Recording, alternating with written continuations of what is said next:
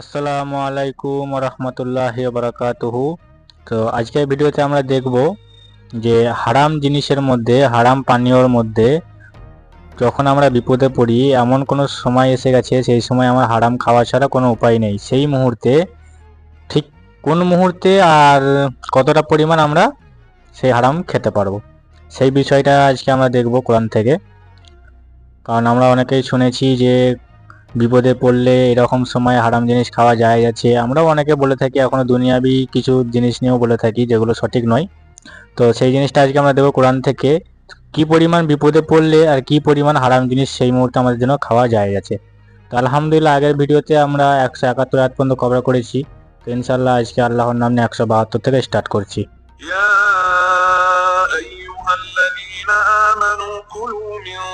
طيبات ما رزقناكم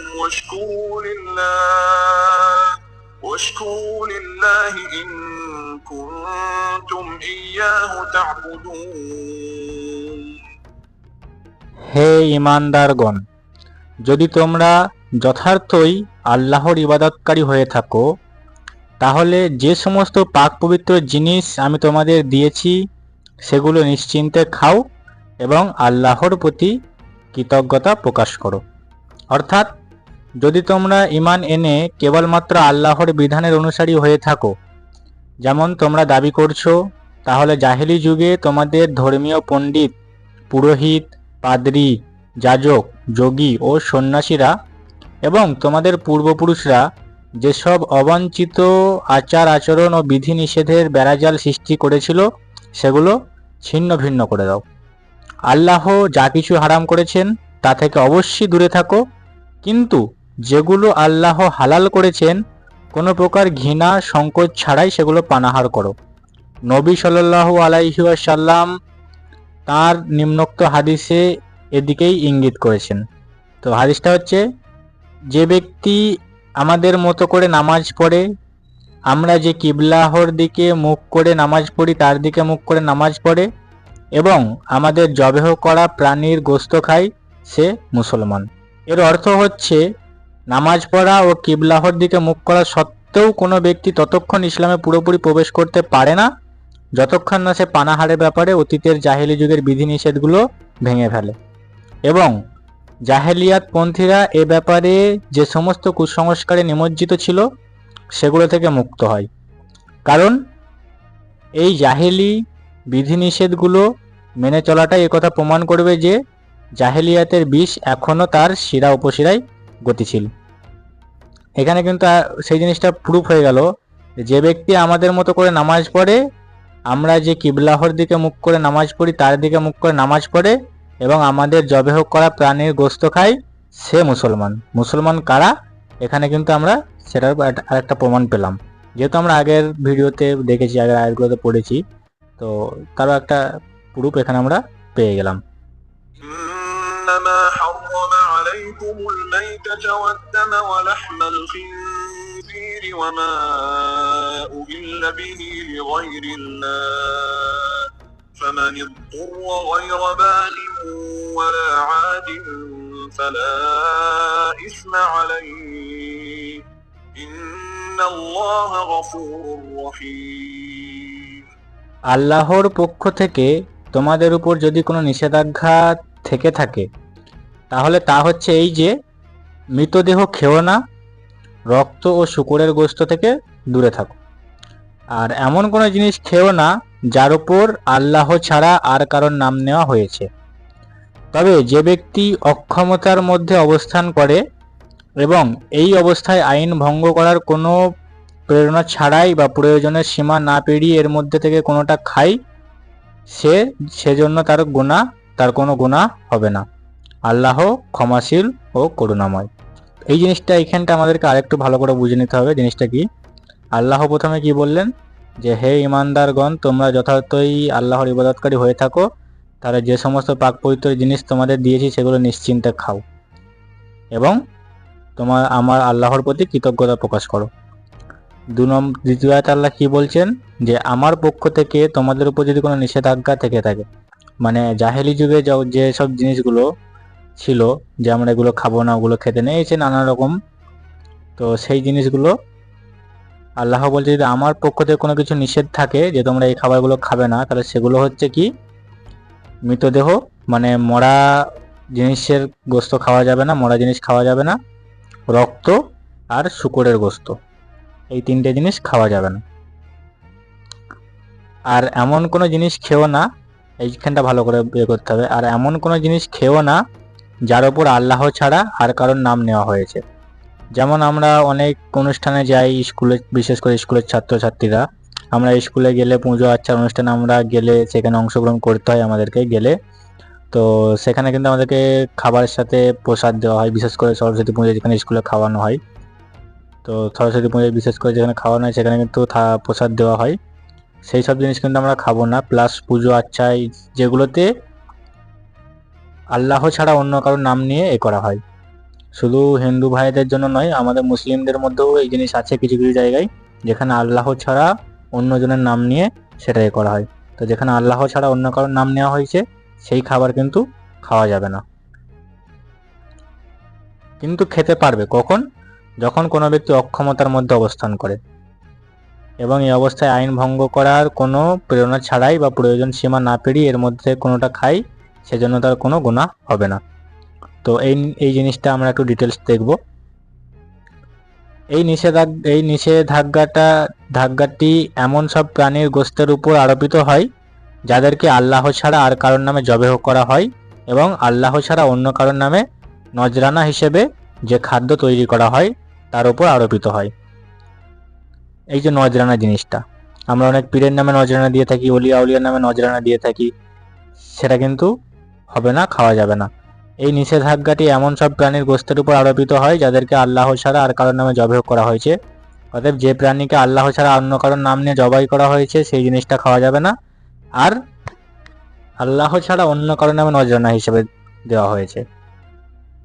আসলে প্রাণী, শস্য, ফলমূল ও অন্য যে কোনো খাদ্যের মালিক হচ্ছেন আল্লাহ। তিনি ওই জিনিসগুলো আমাদের দান করেছেন, কাজেই সেগুলোর ওপর অনুগ্রহের স্বীকৃতি সদকাহ বা নজরানা হিসেবে একমাত্র আল্লাহরই নাম নেওয়া যেতে পারে। অতএব নজরানা আমরা দিতে পারবো দুনিয়ার মধ্যে যা কিছু আছে, প্রাণী হোক, শস্য হোক, ফল হোক, চাষাবাদের ফসল হোক, বা গাছের ফলমূল হোক, বা কোনো প্রাণী হোক, সেগুলো আমরা নজরানা দিতে পারবো। সেগুলো সবই হচ্ছে আল্লাহর, দুনিয়াতে যা কিছু আছে সবই আল্লাহর।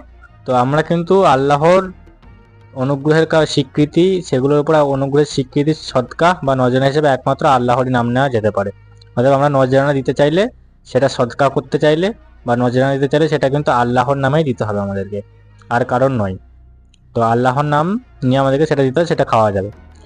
এগুলোর উপর আল্লাহ ছাড়া আর কারোর নাম নেওয়ার অর্থ হবে আল্লাহর পরিবর্তে অথবা আল্লাহর সাথে সাথে তার প্রাধান্য স্বীকার করে নেওয়া হচ্ছে, যে তাকে অনুগ্রহকারী ও নিয়ামতদানকারী মনে করা হচ্ছে। আমরা মনে করি যে কবরে শুয়ে শুয়ে তারা আমাদের কথা শুনতে পারে, ফরিয়াদ শ্রবণকারী। এই জিনিসটা ভুল, এটা ঠিক নয়। আমাদেরকে সেই রাস্তা থেকে ফিরে আসতে হবে, ওটা কুফরির সাথে সম্পৃক্ত হয়ে যাচ্ছে। ওই রাস্তা থেকে আমাদেরকে ফিরে আসতে হবে, আল্লাহর আইন কানুনগুলোকে ভালো করে বুঝতে হবে, সেগুলো আমাদেরকে মেনে চলতে হবে। তো এবার আমরা দেখব সেই জিনিসটা, সেটা হচ্ছে যে ঠিক কি পরিমাণ বিপদে পড়লে কি পরিমাণ খাদ্য আমরা, হারাম জিনিস আমরা খেতে পাবো সেই মুহূর্তে। তো এই আয়াতে 3টি শর্ত সাপেক্ষে হারাম জিনিসের ব্যবহারে অনুমতি দেওয়া হয়েছে। 1, যথার্থ অক্ষমতার মুখোমুখি হলে, যেমন ক্ষুধা বা পিপাসা প্রাণ সংহারক প্রমাণিত হতে থাকলে, অথবা রোগের কারণে প্রাণনাশের আশঙ্কা থাকলে এবং এই অবস্থায় হারাম জিনিস ছাড়া আর কিছু না পাওয়া গেলে। 2, মনের মধ্যে আল্লাহর আইন ভঙ্গ করার ইচ্ছা পোষণ না করলে। 3, প্রয়োজনের সীমা অতিক্রম না করলে, যেমন কোনো হারাম পানীয়ের কয়েক ফোঁটা বা কয়েক ঢোক পান করলে অথবা হারাম খাদ্যের কয়েক মুঠো খেলে যদি প্রাণ বাঁচে তাহলে তার বেশি ব্যবহার না করা। তো কি পরিমাণ আমাদেরকে করতে হবে, যে এমন জায়গায় আমি পড়ে গেছি, এমন অবস্থায় আমি আছি যে মুহূর্তে আমার কাছে না আছে কোনো খাবার, না আছে কোনো পানীয় জিনিস, আর এমন আমার অবস্থা হয়েছে যে আমি এবার হয়তো না খেলে সহ্য করে না খেলে এবার আমার জীবন চলে যাবে। কিন্তু নিজের জান বাঁচানো হচ্ছে ফরজ, কিন্তু মানে যদি আমাদের কাছে এই মুহূর্তে কোনো হারাম জিনিস থেকে থাকে, এমন দেখা গেলো আমি মরুভূমির মাঝখানে আছি, আশপাশে না পারছি কাউকে দেখতে, আর না আছে আমার কাছে কোনো খাবার, সেই মুহূর্তে আমি আমার কাছে একটা হারাম জিনিসের, পানীয় জিনিস হোক বা কোনো খাবার জিনিস হোক, হারাম জিনিস পেয়েছি বা আছে, তো সেই মুহূর্তে আমি কতটা খেতে পারবো? যতটুকু খেলে আমার প্রাণ বাঁচে। তো এই নয় যে আমার কাছে কিছু নেই বলে আমি 1 বোতল মদ খেয়ে নিলাম, পেট ভরে একদম হারাম জিনিস খেয়ে নিলাম, সেটা কিন্তু হবে না। যতটুকু খেলে, যদি 1 ফোঁটা 10 ফোঁটা, যে 1 গ্লাস খেলে আমার কমসে কম জানটা বাঁচবে, আমি ওই 1 গ্লাসই খাবো, তার থেকে বেশি কিন্তু আমার জন্য হালাল নয়। যেমন ক্ষুধা ও পিপাসা প্রাণ সংহারক প্রমাণিত হতে থাকলে, মানে এমন খিদে লেগেছে, এমন তেষ্টা লেগেছে, আমার এবার প্রাণ বেরিয়ে যাবে, সেই মুহূর্তে কিন্তু আমরা হারাম জিনিস খেতে পারি, যদি হালাল জিনিস না থেকে থাকে। তার মানে এই নয় যে আমার কাছে রুটি আছে আর মরা গরুর গোস্ত আছে, তো আমি রুটি দিয়ে মরা গরুর গোস্ত খাবো, সেটা না, শুধু রুটিই খেতে পারবো সেই মুহূর্তে। তো আমাদেরকে কিন্তু সেই মুহূর্তে হারাম জিনিস ততটুকুই খেতে হবে যতটুকু খেলে আমার প্রাণ বাঁচবে, যখন তাছাড়া আর কোনো উপায় নেই, অথবা এমন রোগের কারণে প্রাণ নাশের আশঙ্কা থাকলে, এবং এই অবস্থায় হারাম জিনিস ছাড়া আর কিছু না পাওয়া গেলে। যেমন হচ্ছে অনেক সময় আমাদের ওষুধের মধ্যেও কিন্তু হারাম জিনিস থেকে থাকে, তো সেই মুহূর্তে এমন রোগ হয়েছে সেই জিনিসটা ছাড়া আমার কোনো নেই, পথ নেই, তো সেই মুহূর্তে কিন্তু সেটা জায়েজ আছে, সেই মুহূর্তে সেটা জায়েজ আছে। কখন যায়? যখন হালাল কোনো জিনিস নেই, দেখা গেল হয়তো হালাল কোনো বিকল্প নেই, ওটাই আমার জন্য ওটা ছাড়া কোনো রাস্তা নেই, তো সেই মুহূর্তে আমার সেটা জায়েজ আছে।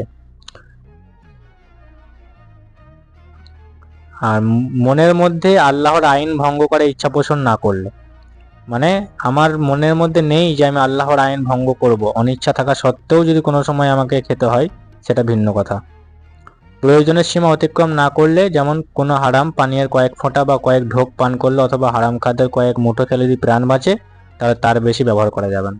মানে কোনো হারাম পানীয়ের কয়েক ফোঁটা, কোনো হারাম পানীয় জিনিস আমার কাছে আছে, যদি কয়েক ফোঁটা বা 1 ঢোক 2 ঢোক পান করলে আমার জীবন বাঁচে, আমি ততটুকুই খেতে পারবো, তার থেকে বেশি খেতে পারবো না। আর হারাম খাদ্যের কয়েক মুঠো খেলে যদি আমার প্রাণ বাঁচে, তাহলে আমি কয়েক মুঠোই খেতে পারবো, তার থেকে বেশি খেতে পারবো না। তো আলহামদুলিল্লাহ, আজকে এতটুকুই। আর আল্লাহ সকলকে বোঝার তৌফিক দান করুক, আল্লাহ সকলকে হিদায়ত দান করুক। আমরা শোনার থেকে বেশি বেশি করে আমল করার চেষ্টা করবো ইনশাআল্লাহ। জাসবাতের মধ্যে যদি আমার মুখ থেকে কোনো ভুল কথা বেরিয়েছে, আল্লাহ আমাদের মন থেকে সেটা মাফ করুক। আল্লাহ সকলকে ভালো রাখুক, সুস্থ রাখুক।